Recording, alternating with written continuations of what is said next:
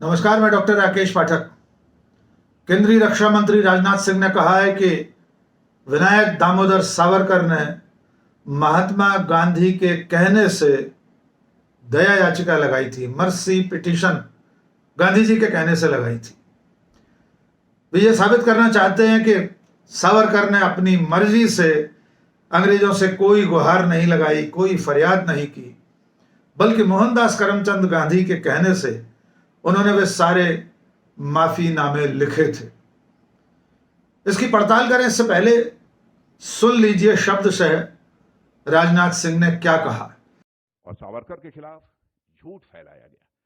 बार बार यह बात कही गई कि उन्होंने अंग्रेजी सरकार के सामने अनेकों मर्सी पिटीशन फाइल की, लेकिन सच्चाई है कि मर्सी पिटीशन उन्होंने अपने को रिहा किए जाने के लिए नहीं फाइल की थी। सामान्यतः जो एक कैदी को पूरा अधिकार होता है कि मर्सी पिटीशन फाइल करना चाहे तो वह कर सकता है। महात्मा गांधी ने उन्हें कहा था कि आप मर्सी पिटीशन फाइल करो। महात्मा गांधी के कहने पर उन्होंने मर्सी पिटीशन फाइल की थी और महात्मा गांधी ने अपनी तरफ से यह अपील की थी। उन्होंने कहा था यदि सावरकर जी को रिहा किया जाना चाहिए, जैसे हम शांतिपूर्ण तरीके से आजादी हासिल करने के लिए आंदोलन चला रहे हैं, वैसे ही सावरकर जी भी आंदोलन चलाएंगे।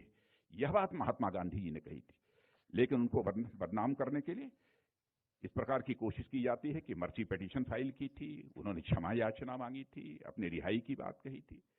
यह सब सारी बातें बेबुनियाद और गलत हैं। तो राजनाथ सिंह कह रहे हैं कि सावरकर को बदनाम करने के लिए, उनकी छवि खराब करने के लिए इस तरह की बातें कही जाती रही हैं कि सावरकर ने अंग्रेजों से माफी मांगी और जेल से बाहर आए थे। और यह दावा पहली बार किसी भारतीय जनता पार्टी के नेता ने, या कहा जाए कि संघ परिवार की तरफ से किसी ने पहली बार किया है कि सावरकर के माफीनामे दरअसल गांधी की प्रेरणा से, गांधी के कहने से थे। आगे की पड़ताल करें इससे पहले 2-3 सवाल पूछ लिए जाएं कि जब आजादी के बाद सावरकर के माफीनामे सामने आए थे, प्रामाणिक दस्तावेज हैं, उनके दस्तखत हैं, हर तरह से सिद्ध हो चुका है कि सावरकर ने अंग्रेजों से कई बार माफी मांगी लिखित में, लेकिन उसके बाद कई साल तक संघ परिवार, हिंदू महासभा के लोग शुरू में यह कहते रहे कि सावरकर ने कोई माफी नहीं मांगी थी। लेकिन जब वे ये सिद्ध नहीं कर सके कि जो प्रमाण सामने आए हैं, जो दस्तावेज सामने आए हैं, वे गलत हैं, तो उन्होंने दूसरा राग अलापना शुरू किया। उन्होंने कहा कि सावरकर का माफी मांगना दरअसल एक रणनीति थी। वे कैद से बाहर आकर, अंडमान से बाहर आकर, काला पानी से बाहर आकर आजादी की लड़ाई में फिर से कूदना चाहते थे और इस रणनीति के तहत उन्होंने माफी मांगी थी। सवाल पूछा गया कि वो कौन सी रणनीति थी जिसके अंतर्गत कैद से छूटने के बाद सावरकर ने आजादी मिलने के दिन तक, आजादी के दिन तक अंग्रेजों के खिलाफ कोई आंदोलन नहीं किया। एक धेला किसी अंग्रेज के ऊपर उठाकर नहीं फेंका उन्होंने, जिस हिंसा के रास्ते को वे मानते थे, और न ही किसी तरह के अहिंसक आंदोलन में सावरकर शामिल हुए। इसके उलट वे अंग्रेजों के हक में लगातार काम करते रहे। उन्होंने सैन्य परिषदें बनाई थी ताकि हिंदू युवकों को, खास तौर से आप सुनिए, हिंदू युवकों को प्रेरित किया जा सके कि वे ब्रिटिश फौज में शामिल हों। इसके लिए जगह जगह सैन्य परिषदें बनाई थी सावरकर ने। तो ये जो बहाना था कि किसी रणनीति के अंतर्गत सावरकर माफी मांगकर बाहर आए थे, ये इस बिना पर खारिज हो जाता है कि बाहर आने के बाद सावरकर ने आजादी की लड़ाई में धेला भर भी योगदान नहीं दिया। फिर यह राग अलापा गया कि नहीं, वे माफीनामे किसी और ने लिखे थे। यह भी सिरे से झूठ था। और अब जब हर तरह से यह सिद्ध हो गया है कि सावरकर ने अंग्रेजों से न केवल माफी मांगी, बल्कि बाहर आने के बाद 60 रुपया महीना पेंशन भी पाई। जहां तक मेरी जानकारी है, विनायक दामोदर सावरकर एकमात्र व्यक्ति हैं जिन्होंने अंग्रेजों की कैद से छूटने के बाद बाकायदा पेंशन हासिल की। सावरकर ने जब माफी मांगी तब गांधी जी कहाँ थे और बाद में कौन कौन सी घटनाएं हुई। तो जो सावरकर की बहुत आधिकारिक जीवनी लिखने वाले विक्रम संपत हैं, उनकी किताब भी ये मानती है, उन्होंने माना है कि सावरकर ने 6-7 बार माफी मांगी थी।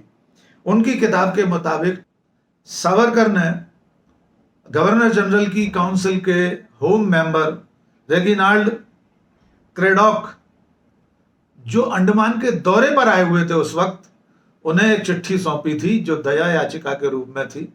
तारीख थी 14 नवंबर 1913 और इसी पत्र में उनके उस पहले माफीनामे की तारीख का उल्लेख है जो उन्होंने 29 अगस्त 1911 को सबसे पहले अपनी रिहाई के लिए पत्र लिखा था, फरियाद की थी। और इससे मात्र 1.25 महीने पहले वे अंडमान भेजे गए थे, यानी 11 जुलाई 1911 को वे अंडमान पहुंचे और 29 अगस्त 1911 को उन्होंने पहला माफीनामा लिखकर दे दिया। 60 दिन भी कैद में अभी पूरे नहीं हुए थे और इसके बाद भी वे लगातार माफीनामे लिखते रहे।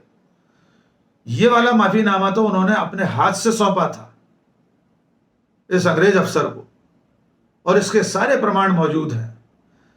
इतिहास के वदंतियों, कही सुनी बातों और बुंदेले हर बोलों के मुंह से सुनी कहानियों से नहीं बनता। इतिहास की इमारत सबूतों की ईंट पर खड़ी होती है और सबूतों की ईंट पर खड़ी इमारत ये बताती है कि गांधी के कहने से सावरकर ने माफीनामे नहीं लिखे थे, क्योंकि जिन तारीखों, जिन वर्षों का जिक्र उनके माफीनामों से प्रमाणित है, उस दौर में तो मोहनदास करमचंद गांधी दक्षिण अफ्रीका में संघर्ष कर रहे थे। गांधी 1915 में भारत लौटे हैं और ये इससे पहले के माफीनामे हैं। उससे पहले गांधी की मुलाकात लंदन में सावरकर बंधुओं से हुई थी। विनायक दामोदर सावरकर के बड़े भाई नारायण सावरकर एक जलसे में, विजयादशमी का कार्यक्रम था, संभवतः 1909 की विजयादशमी को उस कार्यक्रम में जो भारतवंशी, भारत के लोग, हिंदू, मुस्लिम, ईसाई सब जो लंदन में रहते थे, वे दशहरे का कार्यक्रम सम्मिलित रूप से करते थे। उस कार्यक्रम की अध्यक्षता गांधी जी ने की थी, जिसमें विनायक दामोदर सावरकर के बड़े भाई नारायण सावरकर से उनकी मुलाकात हुई थी। गांधी का संवाद उनसे आगे भी बना रहा। विनायक दामोदर सावरकर से भी वे मिले थे। गांधी जी उस वक्त दक्षिण अफ्रीका में भारतीयों के साथ जो दुर्व्यवहार हो रहा था, जो अन्याय हो रहा था, उसके बारे में आवाज उठाने के लिए लंदन आए हुए थे और उन्होंने वहां लंदन में सावरकर से मिलकर यह सहयोग चाहा था कि भारत के लोगों पर जो अन्याय अफ्रीका में हो रहा है, उसकी लड़ाई जो वे लड़ रहे हैं, यहां सावरकर उसमें सहयोग करें। लेकिन सावरकर ने इस मुलाकात में सहयोग तो दूर की बात है, गांधी जी की खिल्ली उड़ाई थी। सावरकर उस वक्त नॉनवेज भोजन कर रहे थे, प्रॉन खा रहे थे वे। सावरकर ने गांधी जी से पूछा, गांधी ने कहा कि मैं शाकाहारी भोजन करता हूं।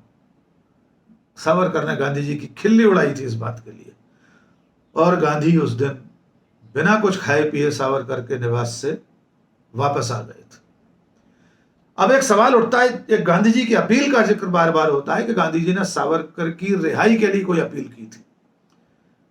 तो इसकी भी पड़ताल कर लेते हैं। प्रमाण इस बात की गवाही देते हैं कि गांधी जी ने एक अपील जरूर की थी और उसके लिए बाकायदा लेख लिखा था और वो लेख उन्होंने लिखा था सावरकर के बड़े भाई नारायण सावरकर के आग्रह पर। नारायण सावरकर ने गांधी जी को एक चिट्ठी लिखी थी 18 जनवरी 1920 को, जिसमें नारायण सावरकर ने गांधी जी से आग्रह किया था कि उनके दोनों भाई विनायक दामोदर और गणेश अंडमान में कैद में हैं, उनकी तबीयत ठीक नहीं है, उनकी जो शारीरिक दशा है लगातार गिरती जा रही है। उस पत्र में नारायण सावरकर ने अपने भाइयों के वजन तक का जिक्र किया है कि कितने पाउंड था जेल में जाते समय और अब कितना हो गया है, और उन्होंने कहा कि बहुत साल बीत चुके हैं, गांधी जी आप इसमें कुछ मदद कीजिए। गांधी जी ने इसका उत्तर दिया 25 जनवरी 1920 को। और उस चिट्ठी में उन्होंने कहा कि मैं अपने स्तर पर जो कर सकता हूं मैं करूंगा। इसके बाद गांधी जी ने एक लेख लिखा जिसमें बाकायदा सावरकर बंधुओं के लिए भी कहा। नारायण सावरकर ने चिट्ठी इसलिए लिखी थी कि उन्हें जानकारी मिली थी कि अंग्रेज सरकार, जो भारत सरकार कहलाती थी उस वक्त, भारत सरकार शब्द ही लिखा है नारायण सावरकर ने, जिन कैदियों की अंडमान से रिहाई कर रही है उस लिस्ट में, उस सूची में सावरकर बंधुओं का नाम नहीं है। इसलिए नारायण सावरकर ने गांधी जी से आग्रह किया कि वे उनकी रिहाई के लिए कुछ मदद करें। तब गांधी जी ने लेख लिखा और इस मंतव्य के साथ लिखा, उसमें स्पष्ट लिखा है कि ऐसे युवक जेल में अपना जीवन न व्यतीत कर दें जिनकी आजादी की लड़ाई में जरूरत है, जो स्वतंत्रता संग्राम में अपना योगदान दे सकते हैं। और उस वक्त तक असहयोग आंदोलन गांधी जी शुरू कर चुके थे और वे चाहते थे अगर ये लोग कैद से बाहर आए तो ये भी शांतिपूर्ण अहिंसक आंदोलन के जरिए स्वतंत्रता संग्राम में अपना योगदान दें।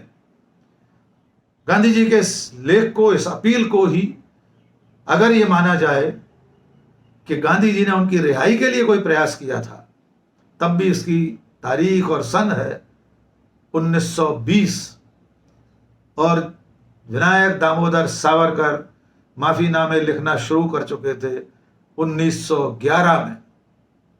इसलिए यह कहना कि गांधी जी के कहने से सावरकर ने मर्सी पिटीशन, दया याचिका लगाई थी, सरासर असत्य है, झूठ है। यद्यपि यह सच है कि सावरकर जब माफीनामे के बाद बाहर आ गए और उन्हें रत्नागिरी जिले में रहने के लिए कहा गया, अंग्रेजों ने पाबंद किया था कि अगले 5 साल तक आप यहां से नहीं निकलेंगे और अंग्रेजी हुकूमत के खिलाफ, अंग्रेजी सरकार के खिलाफ किसी तरह का कोई आंदोलन नहीं करेंगे, किसी आंदोलन में शामिल नहीं होंगे। और सावरकर ने बाकायदा एक आज्ञाकारी व्यक्ति के तौर पर अंग्रेजों के इस हुक्म का पालन किया, इस आदेश का, इस पाबंदी का पूरी तरह पालन किया। उन्होंने कोई भूमिगत गतिविधि भी नहीं चलाई कि कुछ अंडरग्राउंड होकर कोई लड़ाई लड़ रहे होते हुए, ऐसा कोई प्रमाण नहीं मिलता। यद्यपि गांधी जी लगातार सावरकर और उनके बड़े भाई नारायण सावरकर से संवाद बनाए हुए थे। उन्होंने रत्नागिरी जाकर सावरकर से मुलाकात की थी और उस मुलाकात में गांधी जी ने स्पष्ट कहा था कि मेरे और आपके रास्ते अलग हैं, मैं अहिंसा के रास्ते पर चलने वाला व्यक्ति हूं और आपके इस रास्ते से मैं सहमत नहीं हूं। उनकी असहमति हमेशा बनी रही। और एक सबसे महत्वपूर्ण बात यह कि 30 जनवरी 1948 को जब दिल्ली में महात्मा गांधी की हत्या कर दी गई तो उसके 6 दिन बाद विनायक दामोदर सावरकर को इस हत्या के षड्यंत्र में शामिल होने के संदेह में मुंबई से गिरफ्तार किया गया था। उस मुकदमे में वे लगातार आरोपी के रूप में अदालत में बैठते थे। यद्यपि सबूतों के अभाव में विनायक दामोदर सावरकर गांधी हत्याकांड से बरी जरूर हो गए। बाद में जब कपूर आयोग गठित किया गया, उस आयोग के जो निष्कर्ष हैं वे ये बताने के लिए काफी हैं।